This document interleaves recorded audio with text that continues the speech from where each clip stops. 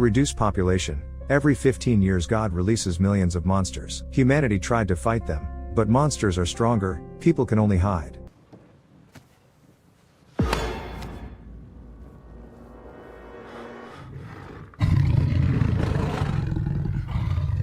The film begins with a story about the so-called First Judgment Day.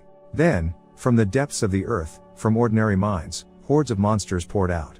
They killed millions of people, destroyed cities. A real war began with these monsters, and in the end, they were exterminated. On the site of the former wells, protective installations were built, gates, which are designed to protect people from repeated intrusions.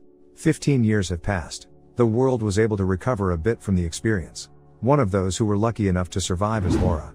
She works at the school. She has a persistent but unsuccessful male friend, Milton, whom she periodically refuses dates. Most likely, the reason for this is resentment towards her ex-husband, Dave. He was not with Laura during the day of judgment, and she, pregnant, had to survive on her own. Dave and Laura have a son, 15-year-old Tyler. He disappears all day at the skate park with his friends and his girlfriend, Maddie. In his spare time, he plays computer games and is a bargaining chip in the difficult relationship between his father and mother, who broke up immediately after his birth. Meanwhile, the situation is heating up. An eclipse is approaching, and this is one of the heralds of a possible monster invasion. In addition, seismic activity has increased, protective dome personnel are conducting emergency checks, and there is very disturbing news in the news.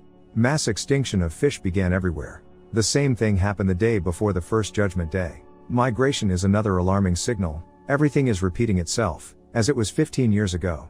Tyler is spending the weekend at his dad's when the phone rings. Dave gets a call from his old friend Ted. He is sure that the new Judgment Day will be tomorrow.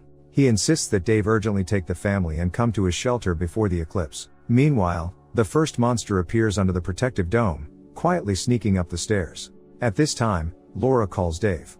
She has also seen the news and demands that Dave bring Tyler home. Milton has reserved a shelter, and she's sure it's the only thing that can save them.